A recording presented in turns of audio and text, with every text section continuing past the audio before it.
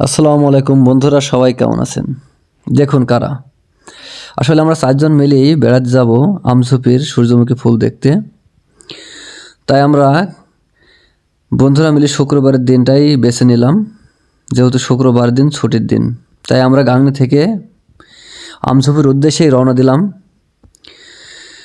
তাই আমার খালু দেখতে পাচ্ছেন কাই কাই সাই সাই করতে করতে আমাদের মোটরসাইকেল পেছ আসছে, আর আমার ক্যামেরা দেখেই আমার খালু হাই দিল এবং রাকিবুল পেছন থেকে হাসছে আর একটি লাইক দিল। হাই বন্ধুরা, এই যে আমরা ট্যুরে যাচ্ছি অনেকদিন পর।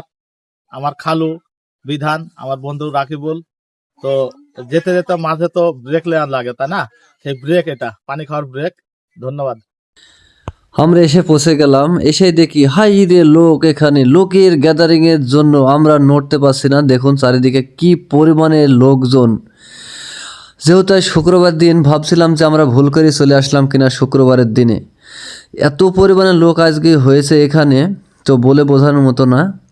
তো আমাদের সেই বিধানও হারিয়ে গেছে, কারণ সে গাড়ি পার্কিং করতে গেছে। গাড়ি পার্কিং করতে সে আসলেই আমরা ভেতরের দিকে রওনা দেবো। ওর জন্যই আমরা এখানে অপেক্ষা করছি। চারিদিকে কি পরিমাণে লোক তা বলে বোঝানো যাবে না। তো আমরা গেটেই ঢুকতে গিয়ে দেখলাম যে টেডি বিয়ার মামা আমার মফিজ খালু হ্যান্ডশেক করে কোলাকুলি করতে লেগে পড়লো।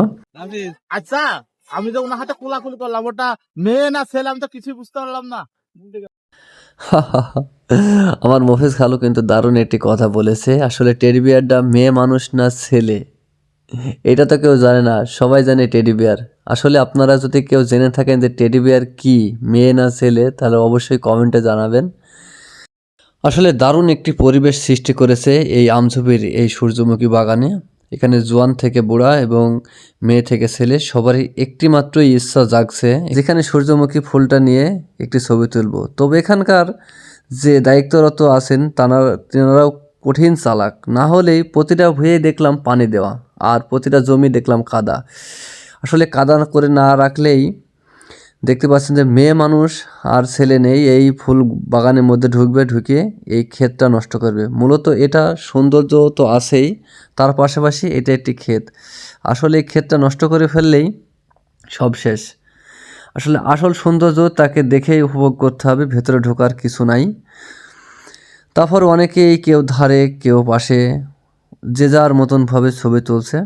তা আমরাও কয়েকটা চেষ্টা করলাম আমরাও ছবি তোলার জন্য। তা আমাদের ছবি তোলার সময় খুব একটা পাইনি, যেহেতু আমরা বিকালবেলা এসেছি। যেতে যেতেই প্রায় মাগরিবের আজানের সময় হয়ে গেছে, যার কারণে আমরা পুরো বাগানটা ঘুরে দেখতেই পারলাম না ঠিকঠাক মতন। তো যতটুকু পারলাম ততটুকু আলহামদুলিল্লাহ। যেহেতু আমরা কয়েকদিন যাবতীয় চেষ্টা করছিলাম যেখানে আসার জন্য, সেহেতু আজ যে ফাইনালি আসতে পেরেছি, তার জন্য আলহামদুলিল্লাহ।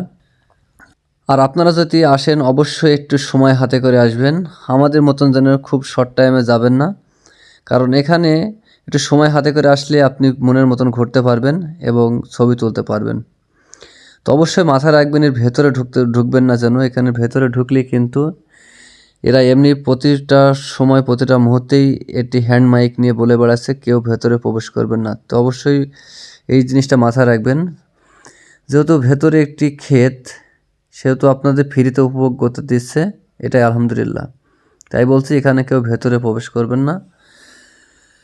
আর শুক্রবারের দিনটা অবশ্যই এড়িয়ে আসবেন, কারণ দেখতে পারছেন ঘোরার মতন কোনো পরিবেশ নাই এখানে।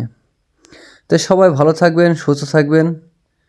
আজকের ভিডিওটা এই পর্যন্তই।